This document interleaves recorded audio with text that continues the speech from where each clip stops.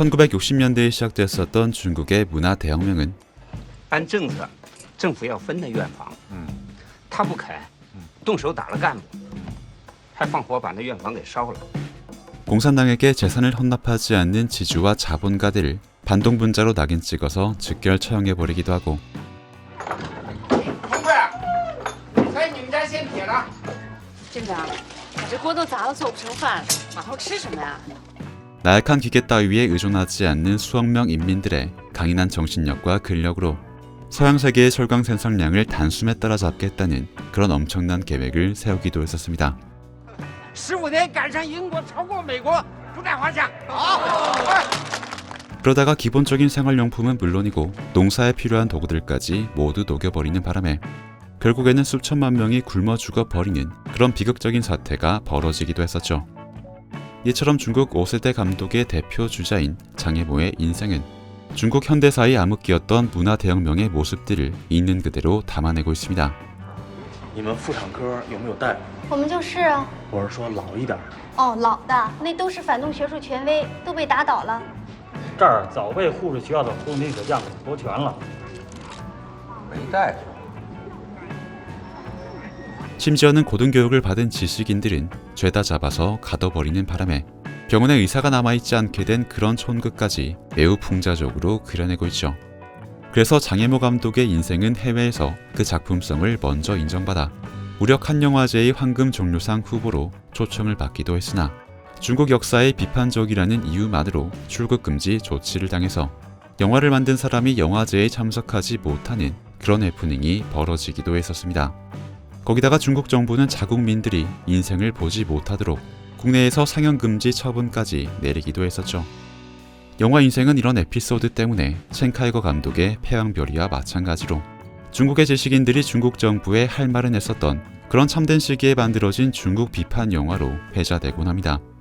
그런데 그랬었던 장애모 감독이 이제는 08년도 베이징 하계올림픽에 이어서 이번 2022년 동계올림픽의 개폐막식 연출까지 담당하게 되자 역시 공산당 앞에서는 장애모 같은 사람조차도 예외일 수가 없다는 그런 탄식이 쏟아져 나왔었죠. 거기다 장애모 감독의 차기작 저격수는 6.25 전쟁에서 한국군과 유엔군 200여 명을 사살했었던 한 중공군 저격수의 영웅적인 활약상을 다룰 예정이라고 알려져 있습니다. 중국이 몇 년 전부터 공을 들여왔었던 바로 그 항미원조 캠페인의 일환으로 말이죠. 때문에 장애모 감독의 변절은 이제 거의 기정사실처럼 여겨지게 되었습니다. 하지만 이번 영상에서 이야기하고 있는 영화 인생은 물론이고 그의 2010년대를 대표하는 영화 5일의 마중까지 모두 살펴보면 그의 작품 세계를 정확하게 설명하는 말은 체제 비판이 아니라 생명을 향한 긍정에 훨씬 더 가까워 보입니다. 就坐火车、坐飞机，那时候啊，日子会越来越好。 그가 역사적 사건들을 자신의 영화 속에 담아냈던 것은 그 사건을 비판하기 위함이라기보다는 비극적인 상황이 닥쳐도 끈질기게 생명력을 이어나가는 그런 인간의 의지를 찬미하기 위한 것에 훨씬 더 가까워 보이기 때문이죠.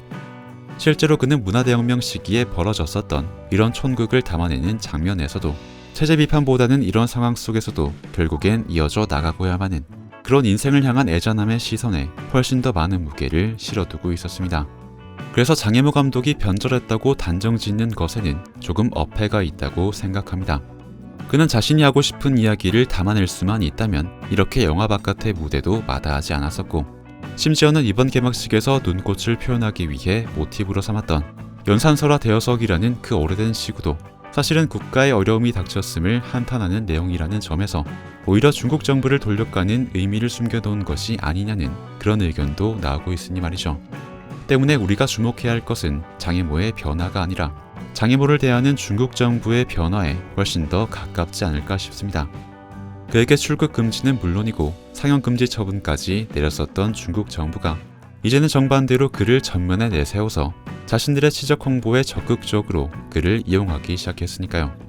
물론 자국의 역사를 문화 콘텐츠로 만들어서 서사화시키는 것은 모두가 하고 있는 일인데 왜 항상 중국만 가지고 문제를 삼냐는 그런 반론이 나올 수도 있을 겁니다.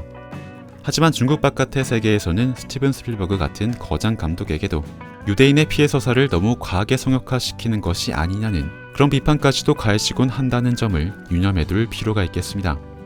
과연 중국 내부에서도 정말로 가능한지가 궁금한 그런 자정작용과 성역 없는 비판이 말이죠. 장혜모 감독을 적극적으로 이용하기 시작한 중국의 태도 변화는 과연 어떤 결과로 이어지게 될까요? 부디 지금처럼 타국가와 민족의 문화를 존중하지 않는 모습에서는 조금이라도 나아지기를 바라봅니다.